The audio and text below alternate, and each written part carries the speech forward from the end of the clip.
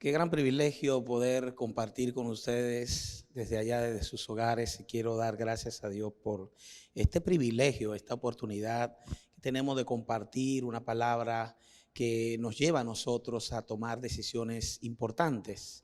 Decisiones que tengan que ver con el propósito de Dios. Así que quiero saludarte desde acá para ti que compartes junto a tu familia, a tus amigos, este tiempo de vínculo en el hogar y que podamos nosotros precisamente meditar sobre los asuntos de la fe y sobre todo viviendo a la luz del contexto en el que nos encontramos. Y quiero invitarles a compartir conmigo un tema importante sobre la evidencia de una nueva naturaleza desde esa perspectiva de el perdón.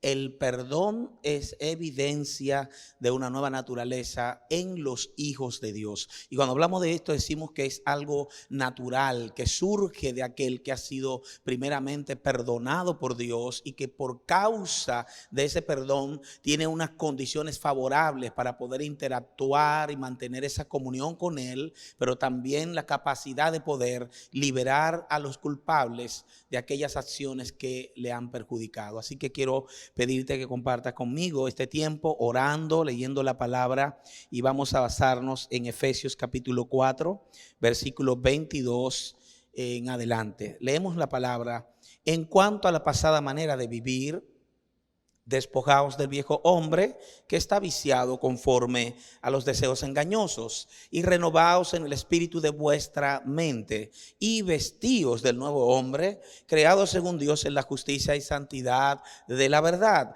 Por lo cual, desechando la mentira, hablad cada uno con su prójimo, porque somos miembros los unos de los otros. Airaos, pero no pequéis, no se ponga el sol sobre vuestro enojo, ni deis lugar al diablo.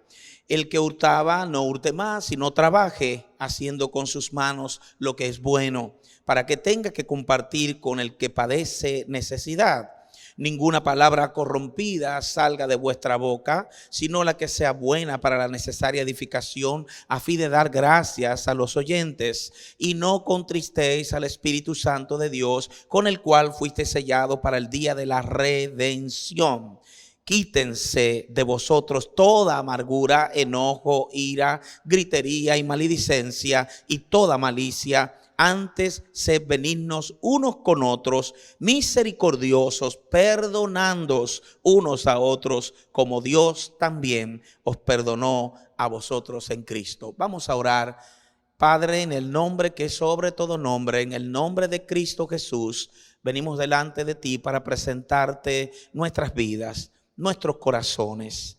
Vivimos experiencias en la tierra que marcan de alguna forma nuestras vidas, pero venimos a ti confiadamente, esperando encontrar el oportuno socorro y sobre todo esa sanidad que nuestro corazón requiere en los momentos en los que somos confrontados. Te rogamos para que de manera poderosa tu Espíritu Santo hable en nuestras vidas, que estas palabras, no regresando vacías, produzcan un impacto poderoso en el corazón de cada uno de los que la reciben. Y hoy en tus manos nos encomendamos, en el nombre que es sobre todo nombre, en el nombre de Cristo Jesús. Amén y amén. Y aquí nos encontramos en una realidad espiritual basada en la carta a los Efesios, el capítulo 4. Y me llama mucho la atención lo que el apóstol Pablo hace cuando inicia en el verso 17 como un aspecto concluyente de todo lo que venía mencionando. Y nos dice, así que esta palabra puede ser interpretada como en conclusión. Les digo esto, dice Pablo, y les insisto en el Señor. Estamos en la Nueva Versión Internacional en este momento. No vivan más con pensamientos frívolos como los paganos, a causa de la ignorancia que los domina y por la dureza de su corazón. Estos tienen oscurecido el entendimiento y están alejados de la vida que proviene de Dios. Este elemento esencial es el cuadro en el que encontramos cómo los procesos de la vida del Hijo de Dios marcan un antes y un después. Así que ciertamente las personas que no tienen una relación verdadera, genuina con Cristo, que es consecuencia de haberle recibido como el único y suficiente Señor y Salvador de su vida, habiéndolo profesado con su boca y creyéndolo firmemente en el interior de su ser, en el corazón, entonces este milagro transformacional viene a nosotros y nos entra en una carrera poderosa de cambios que van a surgir en la medida en que vamos creciendo en el Señor. Esta verdad nos hace ver cómo una persona, al no tener a Cristo, puede experimentar graves dificultades. Y esto se debe al hecho de que cuando alguien no tiene a Cristo, entonces su naturaleza va de continuo al mal y toda su forma de ver la vida está condicionada por los elementos que ha recibido desde su niñez hasta el presente. Por lo tanto, hay mucha gente que vive solamente conducido en forma natural de acuerdo a su condición espiritual, haciendo las cosas que agradan a la carne porque no conocen las cosas concernientes al espíritu. Yo sé que estás allí en la casa y que ahora puedes mirar a aquellos que te acompañan y expresar entre ustedes la importancia de darnos cuenta que debe existir una marca distintiva en la vida de aquellos que han profesado a Cristo, porque no solamente esto se basa en la memorización de textos bíblicos. Hay personas que de manera incorrecta han interpretado que memorizar la Biblia o tenerla abierta en algún pasaje en particular puede arrojar cierta edificación y bendición, puede ser. Pero el hecho de tenerla como un amuleto o como un objeto simplemente para nosotros utilizarlo cuando queramos no es una actitud de un verdadero hijo. Un hijo de Dios no solamente procura memorizar la palabra, sino encarnarla en su vida, haciéndola suya para poder experimentar el beneficio que ella misma comporta. Pablo entonces en esta porción interesante le llama pasada manera de vivir. Esta pasada manera de vivir involucra varias cosas. Primero, involucra un reconocimiento de nuestra condición. Eso quiere decir que si mi condición no ha sido la mejor, si yo no he vivido en la medida, en la forma en la cual Dios desea que yo viva, entonces debo reconocer que mi vida necesita urgentemente el cambio que solo Dios puede hacer. Y hay mucha gente que dice, sí, ya llegué a un punto donde necesito de Dios. Hay personas que te pueden decir, yo quiero ayuda, yo necesito a alguien que me asista, me siento mal, estoy atravesando una gran crisis profunda, y simplemente te muestran como el interés de buscar esa solución. Pero cuando tú le hablas de que necesita ser responsable, de tomar decisiones, de hacer cambios radicales en su vida, entonces la persona automáticamente resulta que ya no le interesa. Es porque no ha llegado a un convencimiento de que su vida está en una total quiebra y ruina espiritual. Cuando una persona viene a Cristo, entonces esa persona no solamente reconoce que necesita a Dios, sino que también es responsable de vivir de una manera diferente. Eso pasa porque de repente hacemos una profesión de fe, nos involucramos religiosamente en una congregación, actuamos de tal manera que somos visibles con una Biblia debajo del brazo, pero en el hogar, en el lugar más íntimo donde sacamos lo que somos, entonces la dinámica nunca está asociada a una vida que esté semejante al estándar que la palabra de Dios nos recomienda. Así que tú y yo somos responsables delante de Dios de esta pasada manera de vivir, ahora una nueva manera de enfrentar las cosas, y eso va a requerir una nueva situación y es una férrea determinación. El texto bíblico nos dice: despojaos del viejo hombre. Esta determinación no solo habla de una acción donde yo tomo decisiones fuertes y firmes contra mi inclinación pecaminosa, sino que también me dice que es algo que debo realizar continuamente en mi vida durante toda mi existencia en la tierra. Por lo tanto, tú no eres una persona que un día venciste, sino que vive en la victoria de Cristo, haciendo uso constantemente de su palabra para que tu mente y tu corazón operen a la luz de esa verdad que tú estás reflexionando profundamente. Esto quiere decir entonces que si yo soy un hijo de Dios, debo demostrarlo ¿cómo?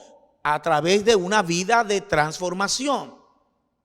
Y ciertamente no es que decimos que somos super mega espirituales y que somos esos santos que andamos con alas, porque esos no son los santos. Los santos simplemente son aquellos apartados por Dios por medio de Jesucristo, su obra perfecta, única, realizada a favor de la humanidad, y que han recibido el beneficio de esta nueva naturaleza que nos introduce en una vida más allá de lo que nosotros pudiéramos imaginar.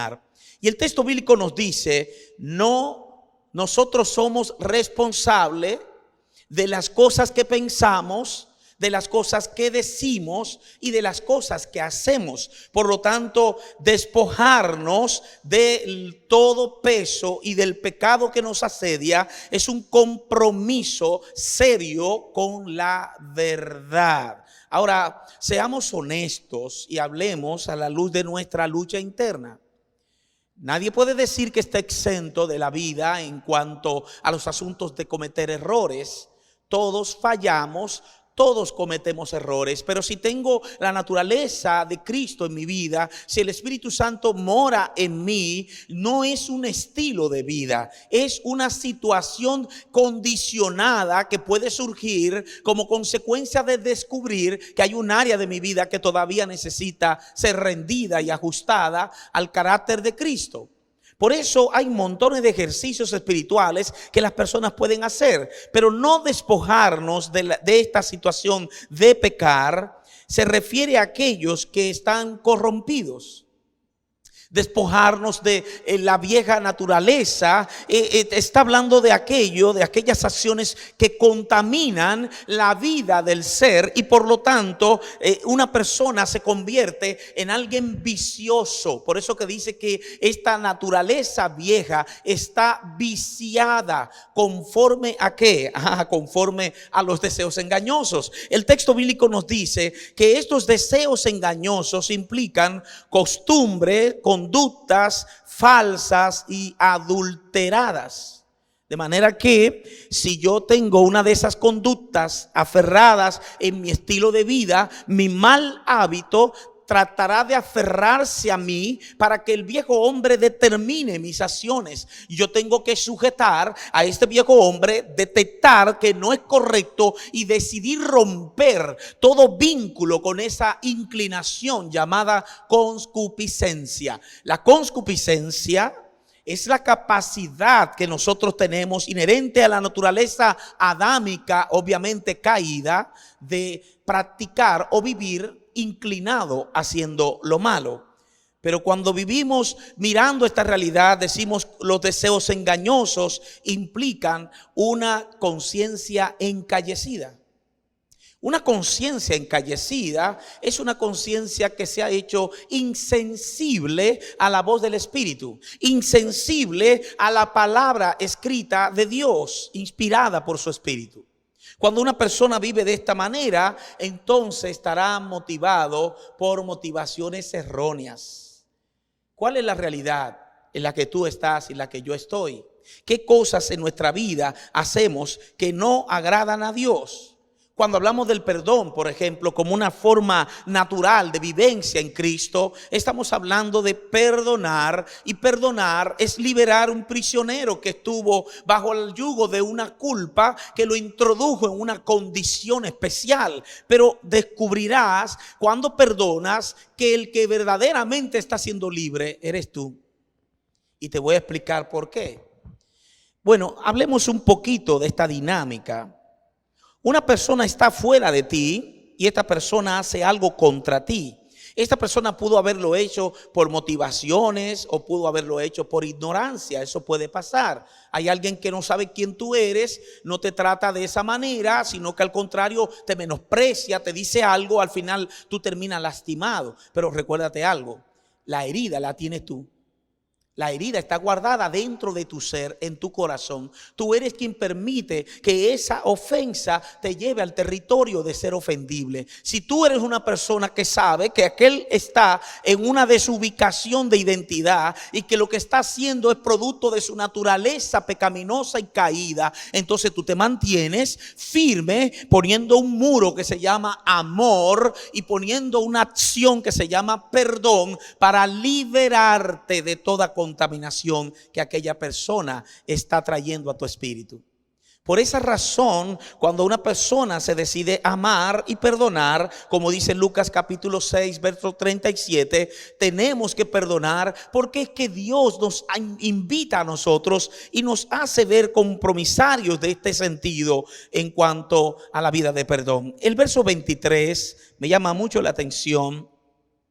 Y mire cómo nos dice en esta versión internacional de nuevo, dice que en el verso 23, ser renovados en la actitud de su mente.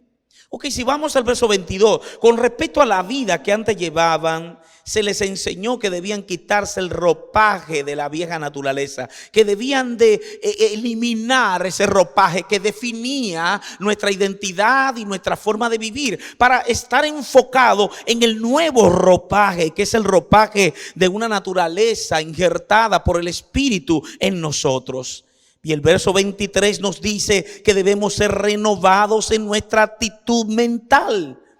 Por esa razón, ponerse el ropaje de la nueva naturaleza es realmente la acción que se espera de un genuino hijo de Dios. Ahora, esta parte de renovación en el espíritu de nuestra mente involucra un ejercicio espiritual.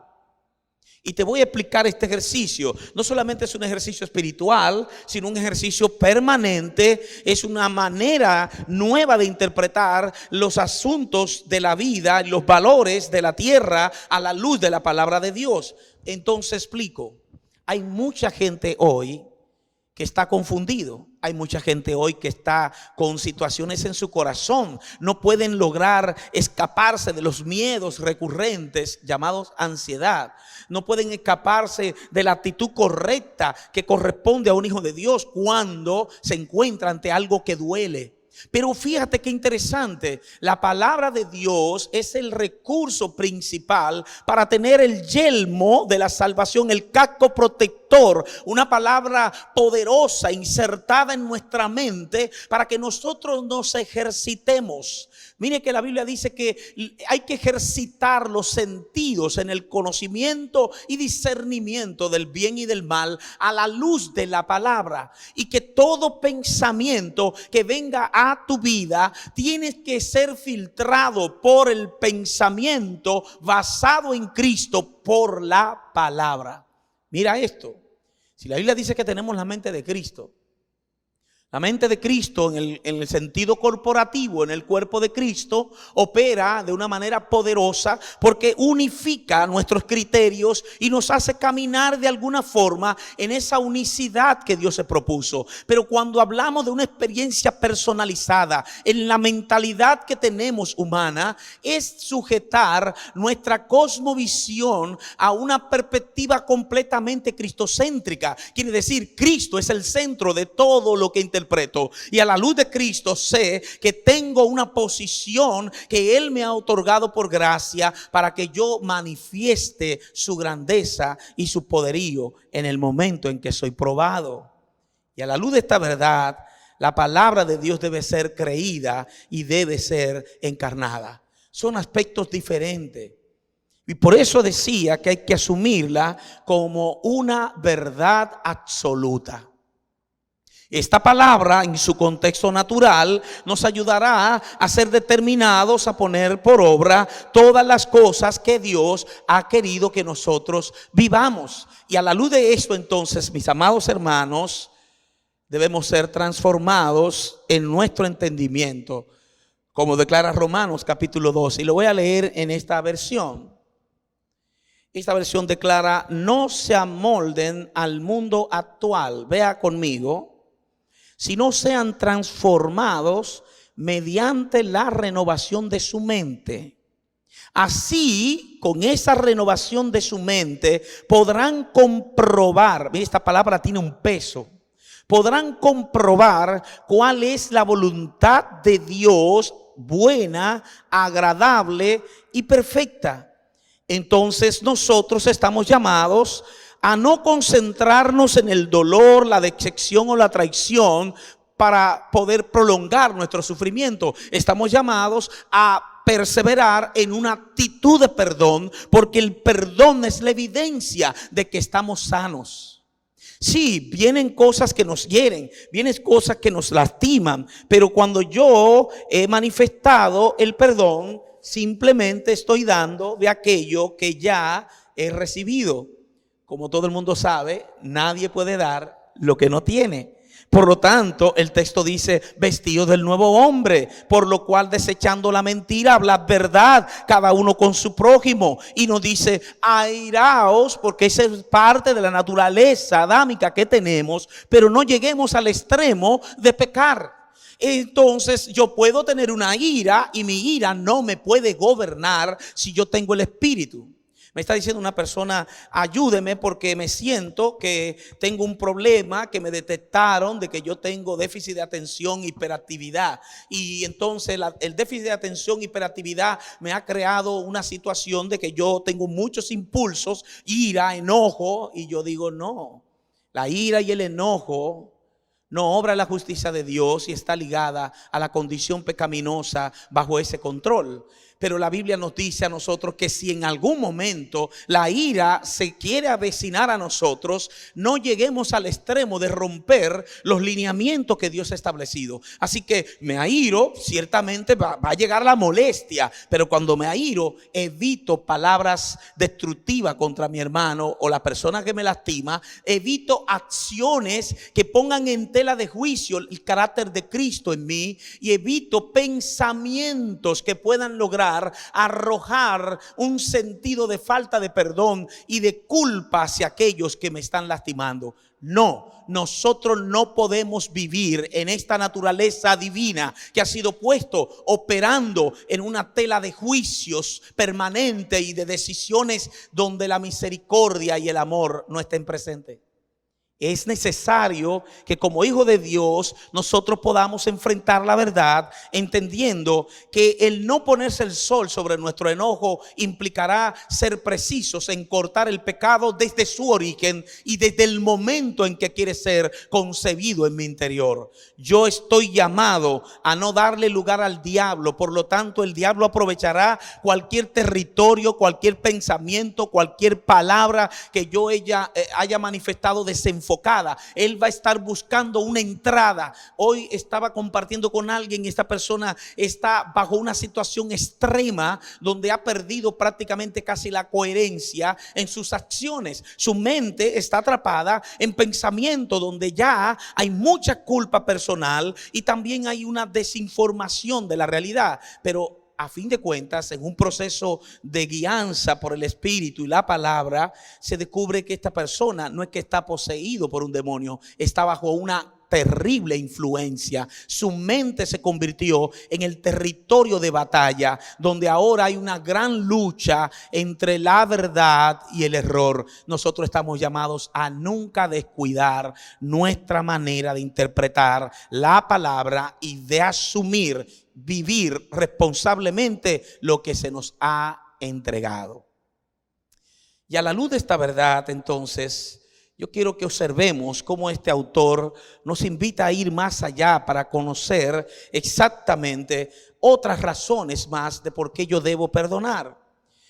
Perdonar ciertamente es salir de la oscuridad, porque la ausencia de perdón te introduce en un estado de tinieblas, en un estado donde la luz no te está manifestando la claridad de cuál debe ser tu accionar. Así que tú puedes decir, no lo voy a perdonar porque no se ha arrepentido, porque es muy arrogante, porque me sigue lastimando. Y por eso el Señor responde hasta 70 veces 7, suéltalo, libéralo de la culpa, porque cuando lo liberas no te lo llevas por dentro.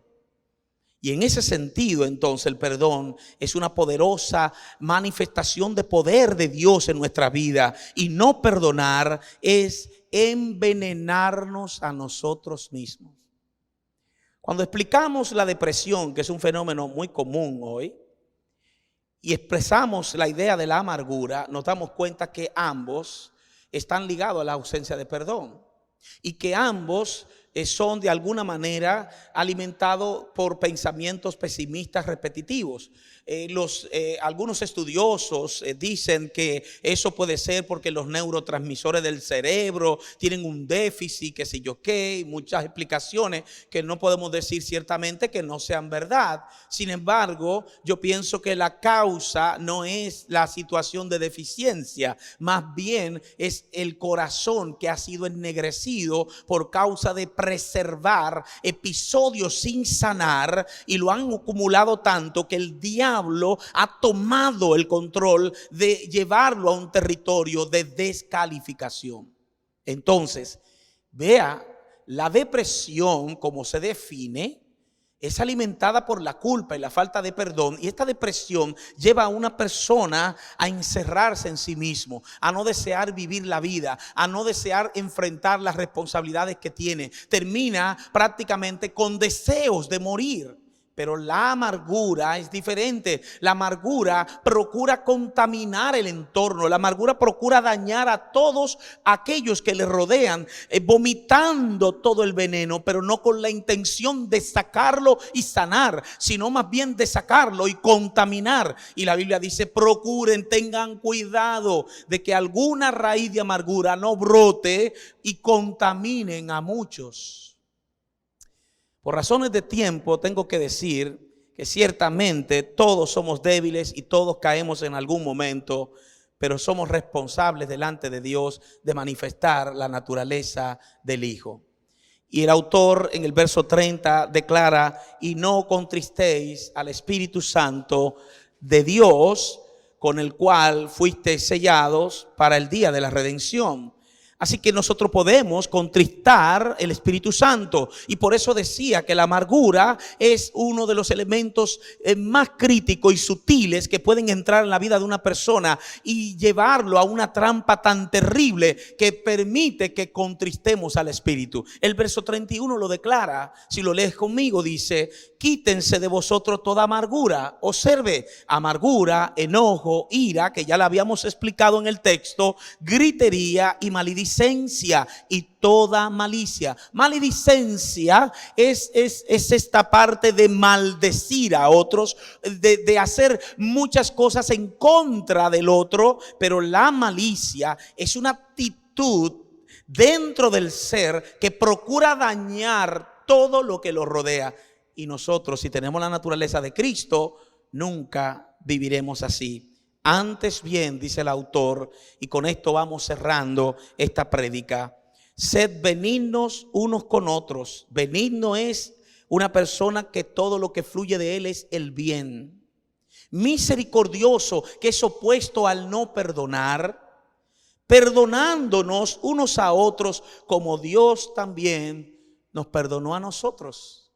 Así que observa conmigo, es el perdón, la evidencia de que ya estamos en Cristo. El perdón otorgado a nosotros debe fluir con libertad, y por eso hoy te invito, allí donde estás, junto conmigo, a perdonar a todos aquellos que te hayan ofendido y lastimado, que hayan afectado a un ser amado tuyo. Hoy tú dices, yo hoy te libero de la culpa, yo hoy te perdono de corazón, porque yo necesito estar saludable para poder vivir en esa realidad espiritual de comunión con mi Cristo. Dile, hoy yo quiero sacar de mi corazón corazón, toda raíz de amargura, todo resentimiento, todo dolor, todo enojo, toda ira, toda cosa que pueda haber en mi corazón que me contamine, hoy yo la saco de mí y libero a los culpables que me lastimaron y dañaron a los míos, porque yo quiero evidenciar que Cristo es el centro de mi corazón y el dueño de mi ser. Este es un tiempo glorioso, es un tiempo donde somos probados, este es un tiempo de levantarnos y decirle al mundo que en Cristo no solo somos más que vencedores, somos instrumentos de perdón. Y con esto la gracia de Dios continuará fluyendo en ti y en mí. Este es el tiempo en el cual le decimos al Señor: hoy levanto mis manos y te pido perdón por haber guardado todas estas cosas en mi vida y no haber escuchado tu voz. Pero hoy me arrepiento y te pido que perdone mis pecados y me levanto en tu fidelidad y en tu perdón, porque tú eres un Dios de misericordia eterna. Gracias, Señor, gracias. Allí donde está, dile: Cristo, te entrego mi vida, me entrego a ti, quiero hacer tu voluntad, quiero vivir como un verdadero hijo de Dios. Dios continúe bendiciendo tu vida. Un abrazo allí desde tu hogar en Cristo Jesús. Bendiciones.